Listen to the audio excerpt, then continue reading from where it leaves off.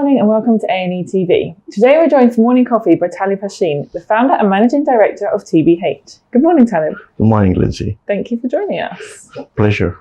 And to kick things off, can you talk us through your morning routine? Great. So my morning routine really is designed to energize me towards optimum performance, whether it is energize me spiritually, mentally, or physically. Okay. So it has everything. I start with a cold shower.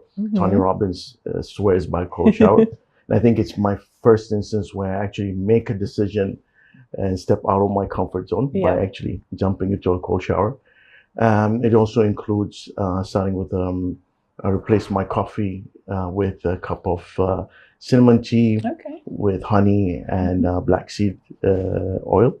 So it gives me a nice kickstart. Then visualization exercise. I practice the silver creative visualization exercise after morning prayers. Okay. So it's a little bit of a combination of affirmations as well as brainstorming between me and myself. What is the future supposed to be like? And what are the immediate issues I need to tackle? And a little bit of exercise, 10 minutes, just to get myself psyched up. So everything to get me energized and ready for the day. Okay, great. And can you tell us a little bit about why you got into headhunting and why you do what you do? Okay, so honestly, I will not claim that it was by this master plan or design. It was by accident, frankly speaking. But I used to work as a dealer for a bank, and I just was not happy with the fact that I wasn't tapping into my ultimate full potential. And what had happened was my close friend was running a home-based headhunting business for locals. And he asked me if I was interested to take over it. It was called First Step. So I jumped ship. I stepped out of the cubicle, set up the company, recruited the core team, and rebranded the company to Next Level. So Next Level is really a metaphor, personally, for me taking it to the next level as well. And the rest, as they say, is history. Okay. And we know you have a focus on finding jobs for youths. What is it about that you find particularly interesting and that makes you want to do it? Well, for me, there are two reasons. There's a personal reason and there's a business and strategic reasons behind this interest with youth.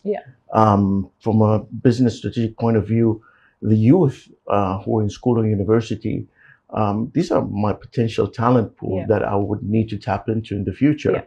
And a lot of them could be potential clients and customers, given that UAE and Dubai does have instances of young leadership.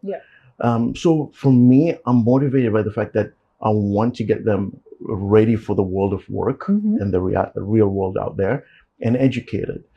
On a personal basis, on a personal level, I'm really driven by the fact that I used to be one of these young local youth, and I was clueless about the world. And I wish I had actually access to a mentor or someone who would really tell me, this is how the world of work really looks like. Maybe my life would have been a bit different. Okay, and what's the biggest challenge that you face, would you say? The biggest challenge, I would say, is perception. Dealing with a mountain of perception. Let me explain that. One of the things is when you're a local entrepreneur, you deal with peer pressure and community pressure. So you're always reminded of the consequences of failure and the stigma of failure if it does happen. And then there's perception when you're dealing with some of the expert clients. Because having a UAE national headhunter to come in and speak to you about your human resource requirements is a rarity. So I had to deal with that early on, and as well perception from my local peers. Are we good enough? So I actually find myself putting double the effort to actually prove that we can actually do the job and compete with the best of them. Okay. And what would you still like to achieve with what you do? I think the questions that keep me awake at night, really, and I'm looking for answers to the questions that keep me awake at night, and these are, how can we scale our business? And how can we impact more people? How can we disrupt the market when it comes to talent acquisition? Yeah. And I think for me, Emiratization and localization here is just the beginning. And what we want to do is take this blueprint and see if we can actually adapt our learnings into other emerging markets, not only Gulf region. Yeah. Because the question they share is, how can we enable our local youth? So that's what I think that's for me the next level of what we want to achieve. Okay. And who's the person that inspires you the most? Well, let me say this. I'm a true student in the game, so to speak. And I would say I have different people who inspire me in different stages and for different things, whether it's spiritually, politically, social activism. But the person who actually stands out for me and looking to fill his shoes is my late father. So my father used to be a community leader more than just head of the family. Yeah. And what he used to do was help people find jobs, help people in trouble. Yeah. People would seek his advice for help. So I think that's the person who inspires me. And you're continuing his legacy a little bit as well. I hope so, yes. So. And what's the personal motto that you live by? I have a purpose statement, but my personal motto would be nurture relationships, don't burn bridges, don't take things personally, and focus on what you can add value to. Yeah. And I think it's magical to believe in it, especially the power of not burning bridges and not taking things personally. It gives you peace of mind, and I've seen instances where people have come back to me after years of making first contact with them. So it's all about relationships in this society. Okay. And do you have a professional motto? Is it a similar sort of thing?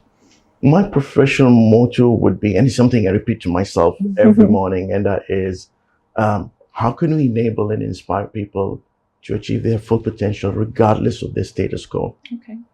Through my work, through my writings, and so forth.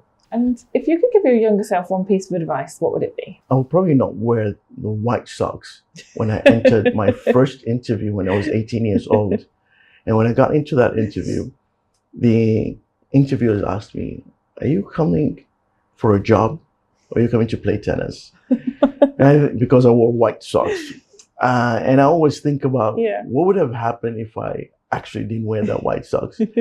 I would have landed a job in a multinational at a young age, probably. So I think that would be advice to my younger self. But who knows what might have happened? You never know. Absolutely.